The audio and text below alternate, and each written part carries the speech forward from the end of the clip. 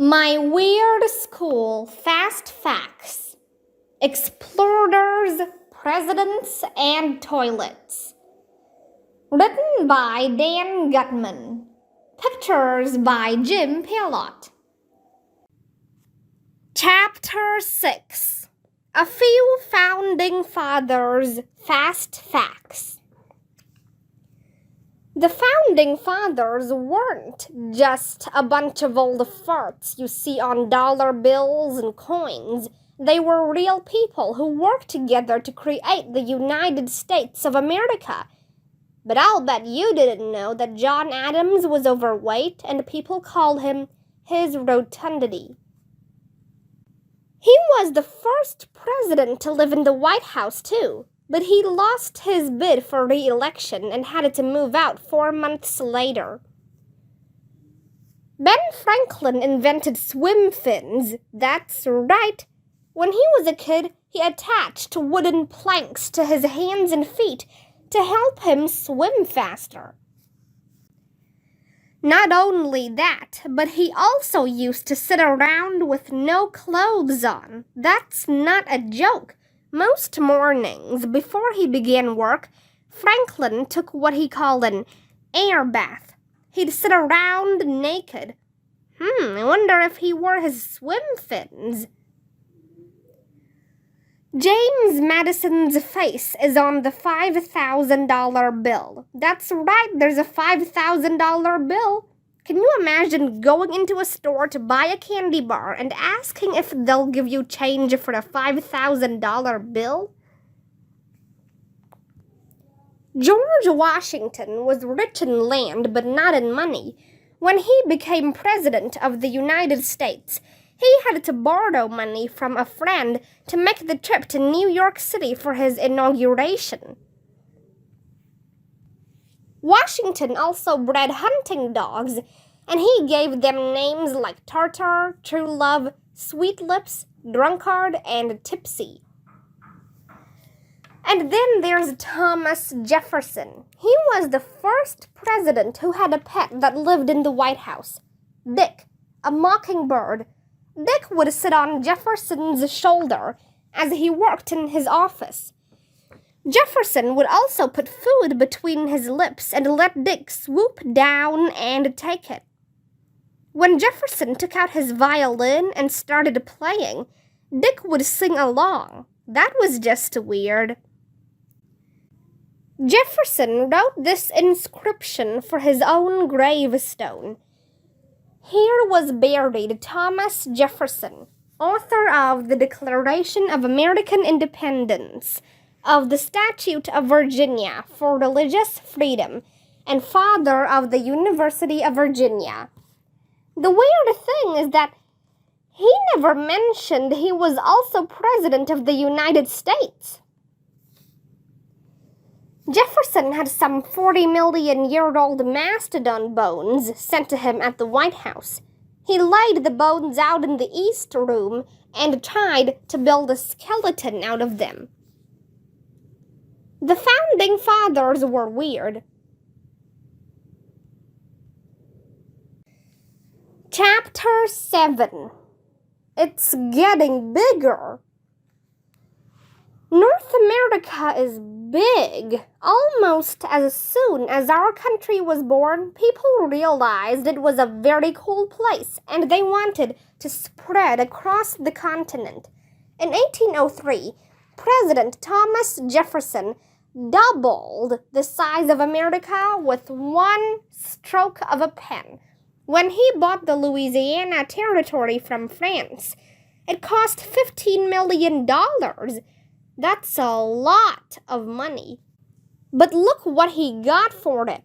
The area that's now Arkansas, Missouri, Iowa, Oklahoma, Kansas, Nebraska, and parts of Minnesota, North Dakota, South Dakota, New Mexico, Texas, Montana, Wyoming, Colorado, and Louisiana.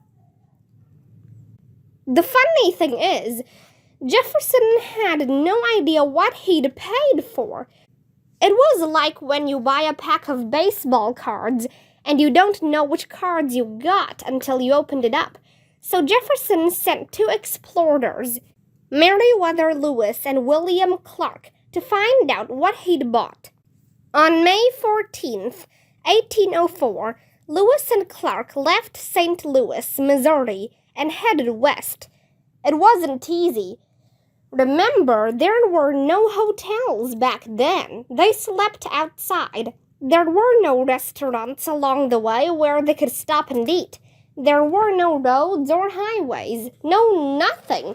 Lewis and Clark were exploring the wilderness. But then they got lucky. In November, in what we now call North Dakota, they met a Native American woman named Sacagawea. She joined the expedition, traveling thousands of miles while carrying her newborn son on her back. Sacagawea served as Lewis and Clark's guide, interpreter, and negotiator. Who knows what might have happened to them if she hadn't been around to help out? Finally, in November 1805, the expedition reached the Pacific Ocean and headed east again. They didn't make it back to Sacagawea's village until August 1806. And do you know how much she was paid for all the work she'd done? Nothing. And she didn't get any frequent flyer miles either. Totally not fair. But in 2000, the U.S. Mint issued a dollar coin with Sacagawea's and her baby son's faces on it. A lot of good that did her. She died in 1812. Immigration. If you live in the United States, somebody in your family was an immigrant. We're all immigrants. Maybe your distant relatives walked over a land bridge from Asia to Alaska during the last ice age.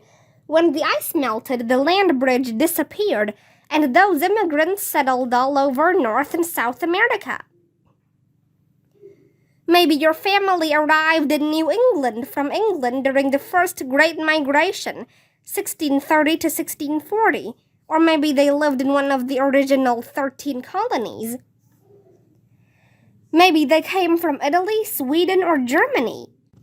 Maybe they came from France and settled in Louisiana, or they ran away from Ireland during the Irish potato famine in the 1840s. Maybe they came from China during the 1849 California gold rush. Hardly any of them found gold, but they became farmers or fishermen, or they built the railroads or opened up a laundry. Maybe they came from Poland or Russia, Central America or Spain. People came to the United States from all over the world for lots of reasons. They were poor and hungry. They wanted to practice their religion freely, or they wanted to be free to speak their minds. People in other countries were hearing about America and this new form of government, where people could vote for their own leaders. They wanted to come here too. Waves of immigrants started arriving from all over the world. They all hoped for freedom, opportunity, and a better life. From 1840 to 1940, nearly 40 million immigrants arrived in the United States, most sailing past the Statue of Liberty and through the processing center at Ellis Island. America became a nation of immigrants, and that made us who we are as a country. It wasn't easy being a poor immigrant coming to America. Many people came over in big, slow ships and had to stay in a dark room in the bottom of the ship. 150 people would be crowded together with very little food and not enough fresh water to drink and wash.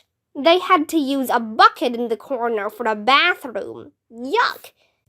And they had to live like that for the month or so it took to get here. New immigrants had to pass lots of tests to enter the United States. Parents had to be healthy and able to work. One examination everyone hated was the one to make sure they didn't have contagious eye infections.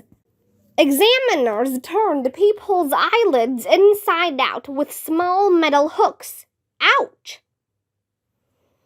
People who were sick got chalk marks on their backs. If there was no cure for their illness, they would be sent back where they came from. And of course, one large group of people came here because they had no choice. They were thrown onto ships in Africa and forced to go to America to become slaves. In 1680, there were about 7,000 African slaves in America.